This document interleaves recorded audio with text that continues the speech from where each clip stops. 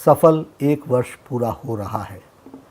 इस अवसर पर मैं लोकप्रिय प्रधानमंत्री श्री नरेंद्र मोदी जी को भारतीय जनता पार्टी के राष्ट्रीय अध्यक्ष के नाते करोड़ों करोड़ों भाजपा कार्यकर्ताओं की तरफ से बहुत बहुत बधाई देता हूँ। मित्रों, मोदी सरकार का प्रथम कार्यकाल यदि बहुप्रतीक्षित सुधारों व न्यू इंडिया के आधारभूत ढांचे को स्थापित करने वाला और समर्पित था, तो वहीं मोदी सरकार का द्वितीय कार्यकाल यह प्रथम वर्ष के कड़े व बड़े फैसलों तथा चुनौतियों को अवसर में बदलने के लिए जाना जाएगा।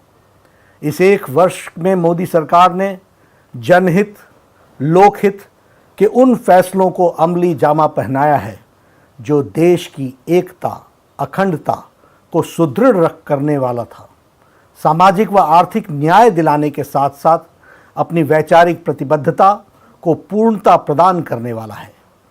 चुनौतियों को अवसर में बदलना ही किसी नेतृत्व की नेतृत्व क्षमता का परिचायक होता है।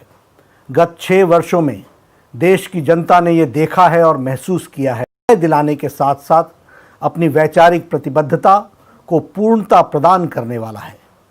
चुनौतियों को अवसर में बदलना ही किसी नेतृत्व की नेतृत्व क्षमता का परिचायक होता है।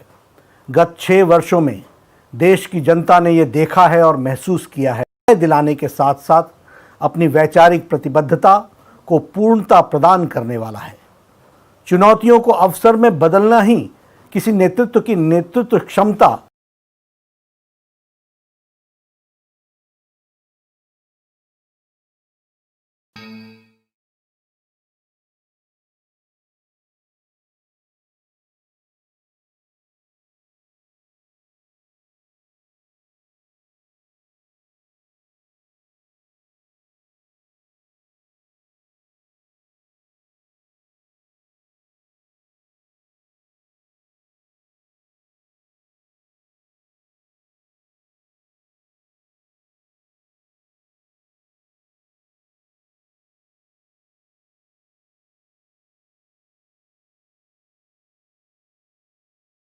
को असहाय महसूस कर रही हैं।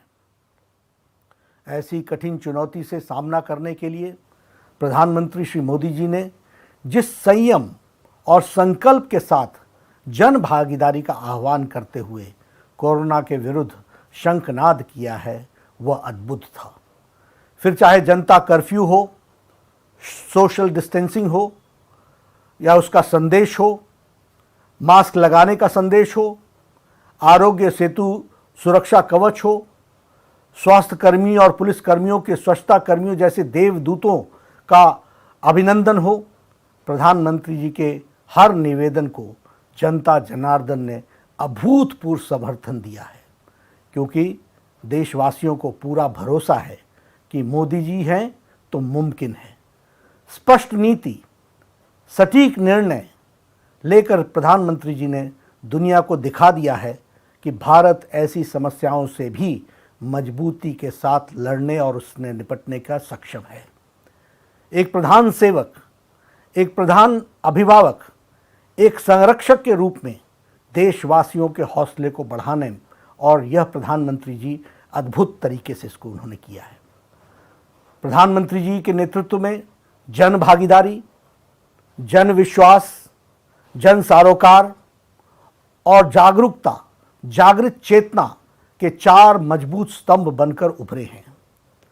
28 मार्च को प्रधानमंत्री श्री नरेंद्र मोदी जी का आह्वान पर पीएम केयर फंड की स्थापना हुई और मुझे ये बताते हुए गर्व का अनुभव होता है कि मात्र 1 सप्ताह में 6,500 करोड़ रुपए इस फंड में जमा हो गए।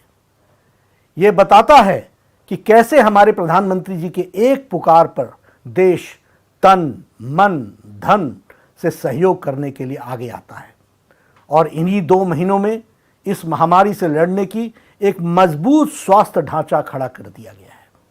प्रतिदिन 1.6 लाख से ज़्यादा टेस्टिंग हो रही है, जो कि अप्रैल में मात्र 10,000 थी। देश में आज लगभग 1,000 डेडिकेटेड अस्पताल हैं, जहां कोविड महामारी की शुरुआत में ही पीपीई किट के निर्माण नहीं हो रहा था, वहीं आज लगभग 600 से ज़्यादा अधिक स्वदेशी निर्माताओं ने आगे बढ़ करके द्वार देश के प्रतिदिन 4.5 लाख से अधिक पीपीई किट का निर्माण कर रहे हैं। देश में लगभग 60,000 से अधिक वेंटिलेटर की व्यवस्था की जा रही है, जिनमें से 58,000 से अधिक मेक इन इंडिया के तहत बन रहे हैं। इनमें से लगभग 50,000 वेंटिलेटर पीएम केयर फंड के आवंटित राशि से खरीदे जाएंगे। 650 से अधिक टेस्टिंग लैब कार्यरत हैं। आज हमारा देश कोरोना की महामारी से लड़ने के लिए स्वस्थ संसाधनों के साथ आत्मनिर्भर खड़ा है, और यह कथ्य, तथ्य और सत्य तीनों की कसौटियों पर खरा साबित होता है। इस जनबल और आत्मबल को अपनी भुजाएं बनाकर प्रधानमंत्री जी आज आत्मनिर्भर भारत के लक्ष्यों की तरफ बढ़ रहे हैं।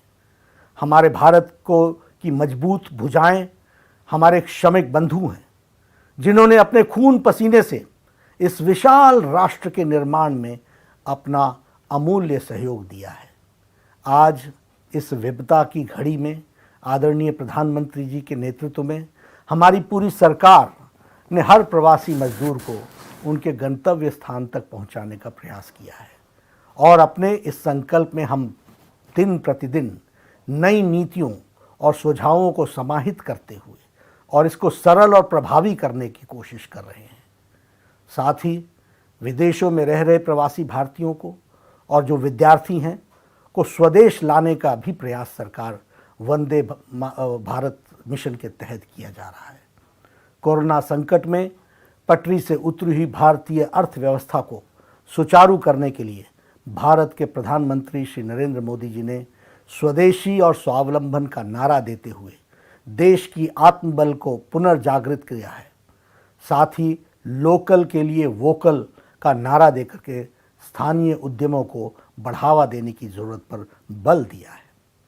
यह एक लंबी लड़ाई है जिसमें हम सबको सोशल डिस्टेंसिंग, फेस कवर और संयम के साथ आगे बढ़ना है। आपको स्मरण होगा कि प्रधानमंत्री जी ने पद पर शपथ लेने के पश्चात अपने को प्रथम संबोधन में ही उन्होंने कहा था कि मेरी ये सरकार गरीबों को समर्पित है।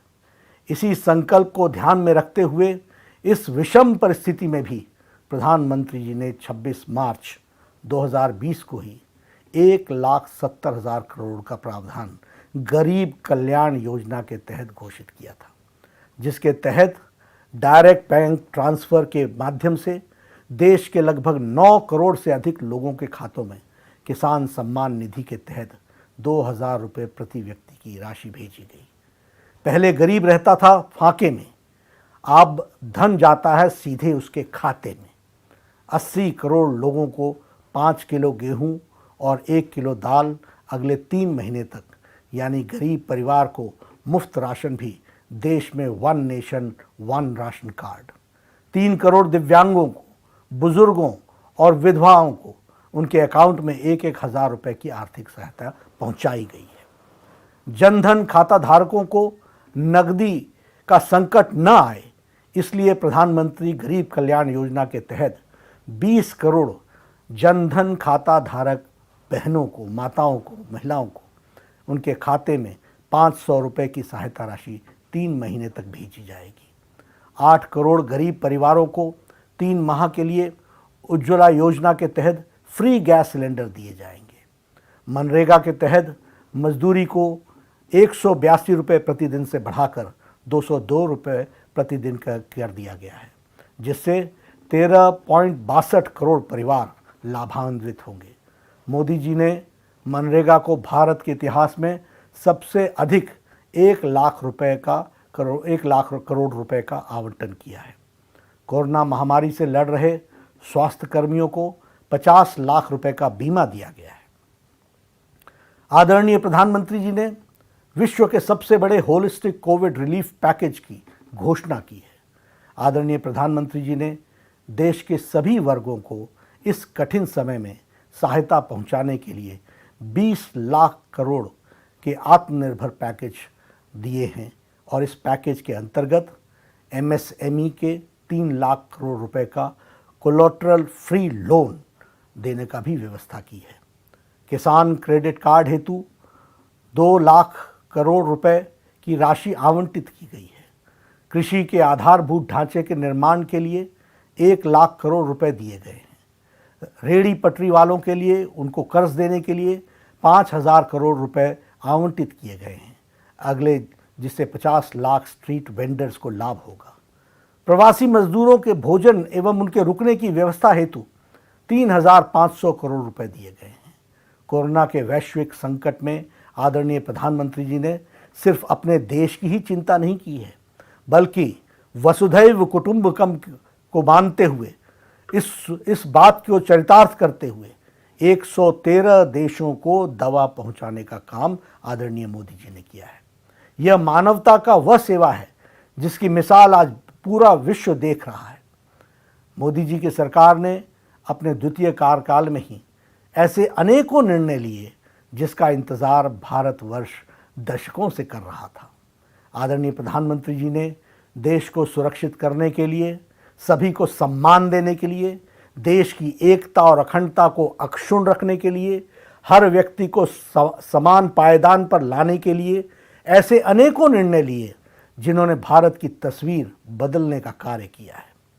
कांग्रेस के शासनकाल में हुई ऐतिहासिक भूलें तथा जड़ हो चुकी समस्याओं का समाधान करने के साथ साथ सरकार ने आम जनता के हित में विषयों को प्रभावी कार्य किए हैं। मोदी जी के नेतृत्व में 1 वर्ष में अनुच्छेद 370, नागरिक संशोधन कानून, राम मंदिर, ट्रिपल तलाक, 3 तलाक जैसे लंबित मामलों को शांतिपूर्ण और न्यायपूर्ण समाधान देकर देश की एकता और अखंडता को मजबूती देने का काम किया है। इस ऐतिहासिक काम को अनुच्छेद 370 व 35A देश की अखंडता पर एक काले धब्बे जैसा था। यह न तो देश की अखंडता के हित में था और न ही यह जम्मू कश्मीर के लोगों के प्रगति के हित में था। 1950 से चली आ रही यह समस्या को मोदी सरकार ने जड़ से समाप्त करने का साहस दिखाया। इस निर्णय से हमारे श्यामा प्रसाद मुखर्जी का एक निशान, एक विधान, एक प्रधान का संकल्प 100% पूरा हुआ है। इस धारा 370 को एब्रोगेट करने के लिए, 35A को समाप्त करने के लिए प्रधानमंत्री जी की इच्छा शक्ति और अमित शाह जी का विचार, जिन्होंने उसको नीति दी और जिन्होंने उसको सफल किया, वह भी हमको देखने को मिलता है। और आप जब जम्मू कश्मीर, लद्दाख क्षेत्र की क्षमता को देश की मुख्य धारा में शामिल हो गई है, इस निर्णय से प्रधानमंत्री ने वह के वंचित, शोषित, पिछड़े समाज को उनके संवैधानिक अधिकार देने का रास्ता साफ किया है, जिससे उन्हें दशकों तक वंचित रखा गया था। नागरिक संशोधन कानून जनता से किए गए वायदे को जनता का आदेश पत्र मानकर मोदी सरकार ने नागरिकता संशोधन कानून भी संसद में पास कराया है। इसके तहत पाकिस्तान, अफगानिस्तान और बांग्लादेश से प्रताड़ना के शिकार भारत में रह रहे हिंदू, बौद्ध, सिख, ईसाई और पारसी शरणार्थियों को हिंदुस्तान की नागरिकता देने का प्रावधान किया गया है। 3 तलाक कानून मोदी सरकार ने अपने दूसरे कार्यकाल में सबसे पहले हमारी मुस्लिम बहनों को, मुस्लिम माताओं को 3 तलाक से मुक्ति दिलाने का कदम उठाया है और बरसों से चली आ रही 3 तलाक की कुप्रथा को खत्म किया है। राम मंदिर मामले को समाधान भारतीय जनता पार्टी शुरुआत से ही संविधान की व्यवस्था के तहत रामलला के भव्य मंदिर के लिए प्रयासरत थी, जबकि कांग्रेस बार बार इसमें अड़ंगा लगा रही थी। वर्षों बाद देश की सर्वोच्च अदालत की 5 जजों ने सबने एक साथ मिलकर उस बेंच ने सर्वसम्मति से विवादित जमीन को पर रामलला के पक्ष में निर्णय दिया है और 135 करोड़ भारतीयों का सपना साकार हुआ है। प्रधानमंत्री जी के नेतृत्व में सरकार ने भव्य मंदिर के निर्माण के लिए श्री राम जन्मभूमि तीर्थ क्षेत्र का गठन किया है और इसके लिए तीर्थ क्षेत्र की पूरी भूमि आवंटित की है। जल्द ही राम मंदिर का सपना साकार होगा, भव्य मंदिर वहाँ बनेगा। उसी प्रकार आतंकवाद पर लगाम लगाने के लिए UAPA एक्ट घोषणा पत्र में किए गए वायदे के अनुरूप मोदी सरकार ने आतंकवादियों पर कड़े प्रहार के लिए विरुद्ध क्रियाकलापों के निवारण संशोधन के विधेयक UAPA को मंजूरी दी और इसे संसद में पारित किया। अपने दूरदर्शी नीतियों से टीम इंडिया की भावना सुदृढ़ करते हुए मोदी जी ने सरकार में भारत के लोकतंत्र को एक नई दिशा दी है। जनहित की भावना, देश हित की लालसा, सबका साथ, सबका विकास का संकल्प देश के अंतिम छोर पर खड़े गरीब के जीवन स्तर को बेहतर बनाने की इच्छा शक्ति मोदी जी की कार्यशैली में साफ नजर आती है। देश के लिए यह गौरव का क्षण है जब 2014 में जन जन के नेता बनकर भारत के प्रगति पथ पर आगे बढ़ने वाले प्रधानमंत्री श्री नरेंद्र मोदी जी आज देश का नेतृत्व कर रहे हैं। मैं पुनः भारतीय जनता पार्टी की ओर से आदरणीय प्रधानमंत्री श्री नरेंद्र मोदी जी को और उनकी सरकार को, सभी सदस्यों को इस अभूतपूर्व सफल और निर्णायक एक साल के लिए हार्दिक अभिनंदन करता हूं। आदरणीय मोदी जी के नेतृत्व को कोटि कोटि वंदन करता हूं। और यही मेरे दोस्तों, मेरे सभी कार्यकर्ता बंधु, हम उनके बताए रास्ते पर और ताकत के साथ चले, यही मेरा निवेदन है। जय हिंद।